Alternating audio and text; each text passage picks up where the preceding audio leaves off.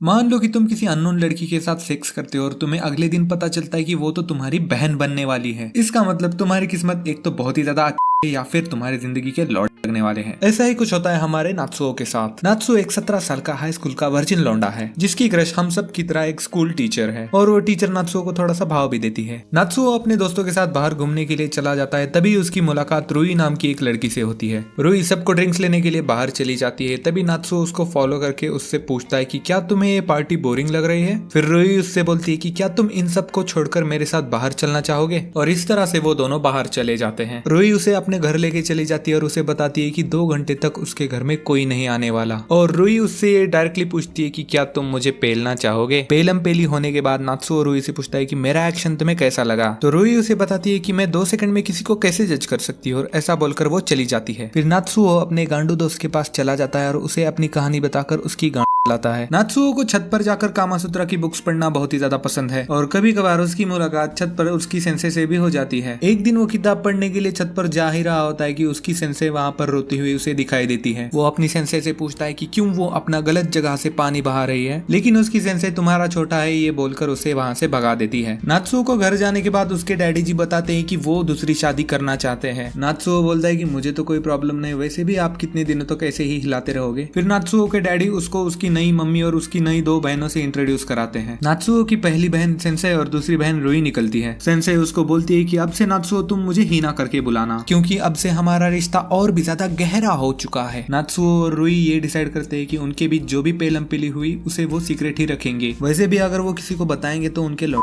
जाएंगे। अगले दिन रुई का ट्रांसफर नात्सुओ के स्कूल में ही हो जाता है। वो दोनों ये डिसाइड करते हैं कि वो अपने भाई बहन के रिश्ते को स्कूल में छुपा कर रखेंगे। नात्सुओ और हीना दोनों कैजुअली घर में बात कर रहे होते हैं, तभी हीना को एक फोन कॉल आ जाता है। हीना मैं अभी आई बोलकर घर के बाहर वो चली जाती है। नात्सुओ कुत्ते की तरह वहाँ पर बैठकर उसका इंतजार करता है। हिनाटा थोड़ी देर बाद घर में भागी भागी चली आती है। उसका शरीर पूरी तरह से कांप रहा होता है। नात्सुओ उससे पूछता है कि क्या हुआ। वो बोलती है कि कुछ नहीं। तो नात्सुओ बोलता है कि तुम्हारी गांड क्यों कांप रही है। फिर वो उसे चुप लौट बोलकर वहाँ से चली जाती है। फिर नात्सुओ अपनी इन प्रॉब्लम्स को अपने गांडू दोस्त के साथ शेयर करता है। फिर नात्सुओ का गांडू दोस्त उसे बताता है कि उनके बार में लड़की आती है एक अनजानी सी, शादीशुदा मर्द से वो मरवाती है, चोरी चोरी चुपके चुपके हमारे बार में आके वो अपना रोना सुनाती है। और उसका गांडू दोस्तों से बोलता है कि वो देखो वही है लड़की जिसकी मैं बात कर रहा हूँ। और नात्सुओ को सामने दिखती है हीना। नात्सुओ का गांडू दोस्त सारी सिचुएशन समझ जाता है और नात्सुओ मन में ये सोचता है कि मुझे भी चाहिए। नात्सुओ घर पर जाने के बाद हीना से बोलता है कि मुझे तुम्हारे रंडे के बारे में सब कुछ पता चल गया, तुम एक शादीशुदा मर्द से मरवा रही हो। हीना बोलती है तुझे इससे क्या छोटी लुल्ली वाले। ये सुनने के बाद नात्सुओ हीना को किस करता है। हीना उसको एक चाटा लगाती है, लेकिन हीना अब हॉर्नी हो चुकी है तो वो उसे किस करके उसे भी बेड पे लेटाती है और उसकी शर्ट को भी वो फाड़ देती है। हीना नात्सुओ से बोलती है कि देख तेरी आंखों में मुझे डर दिख रहा है, तू डर गया ना, मेरे को पता था तेरी गांड दमिच नहीं है, चल निकल मादर।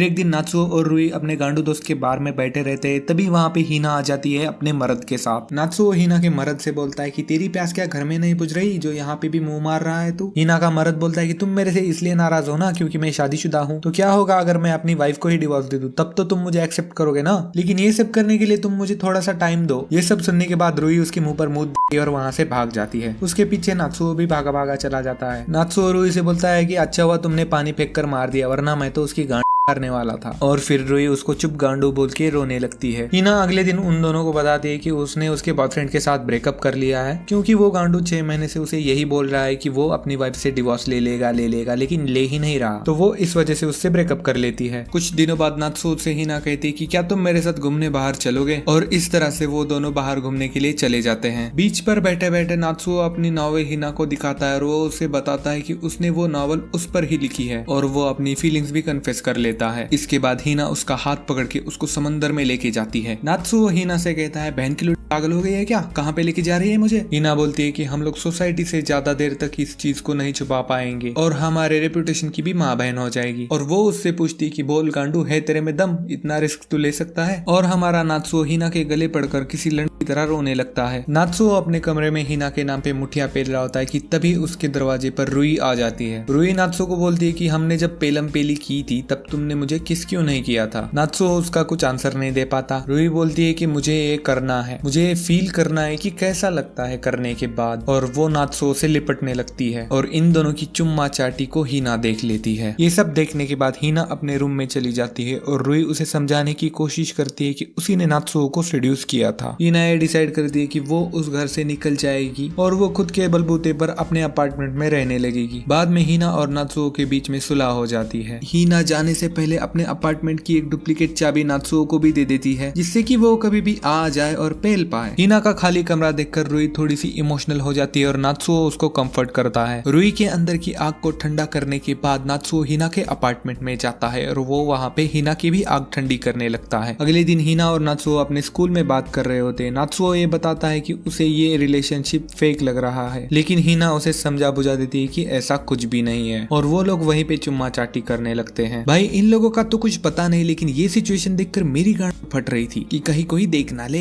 एक दिन नात्सुओ स्कूल की सीढ़ियों पर से गिरने की वजह से उसके पैर में चोट आ जाती है, लेकिन भाई का पेलम पेली का खेल यहाँ पे भी नहीं रुकता। घर में रुई और बाहर हिना। लेकिन एक दिन नात्सुओ और हिना का भांडा रुई के सामने फूट जाता है। नात्सुओ रुई को समझाने की कोशिश करता है कि वो सिर्फ हिना से प्यार करता है और उसी के साथ वो जिंदगी गुजारना चाहता है। ऑब्वियसली रुई इस रंडापे को झेल नहीं पाती और वो नात्सुओ से थोड़ी सी दूरी बनाए रखती है। अब पूरा स्कूल ट्रिप पर आया हुआ है, लेकिन हमारे नात्सुओ की हवस अब तक नहीं बुझी। वो हिना को मैसेज करता है कि वो उससे मिलना चाहता है। हिना से मिलने के बाद वो उसको एक अंगूठी देता है और फाइनली वो उसकी रसमलाई का स्वाद भी लेता है। भाई ने इस रसमलाई को चखने के लिए 10 एपिसोड तक गांड तोड़ मेहनत की है, लेकिन हिना और नात्सुओ का ये नंगा नाच प्रिंसिपल पकड़ ही लेता है। हिना प्रिंसिपल से रिक्वेस्ट करती है कि वो नात्सुओ को कुछ ना कहे, इसके बदले वो इस स्कूल को छोड़कर चली जाएगी, और ऐसा ही होता है। हिना बिना किसी को बताए सब कुछ छोड़ छाड़ के वहाँ से चली जाती है। नात्सुओ ये गम सह नहीं पाता और वो बिल्कुल टूट जाता है। फिर बाद में उसका गांडो दोस्त आके उसको मोटिवेट करने की पूरी कोशिश करता है। अपने दोस्त का मोटिवेशन और अपनी अंदर की हवस के आग का इस्तेमाल करके नात्सुओ एक कहानी लिखता है और उसमें वो ग्रैंड प्राइज भी जीत जाता है और उसे प्रोफेशनल राइटिंग के लिए जॉब भी मिल जाता है। वो ये खुशखबर रुई को बताता है, लेकिन रुई अपने अलग ही मूड में है। रुई नात्सुओ को बताती है कि अब जो कुछ भी हो जाए मैं तुम्हारी तरफ अपनी फीलिंग नहीं रोकने वाली। तो दोस्तों यहीं पर सीजन 1 की समाप्ति हो जाती है और पता नहीं आगे की सीजन आएंगे भी या नहीं, क्योंकि बहुत टाइम हो गया सीजन 1 को आए हुए।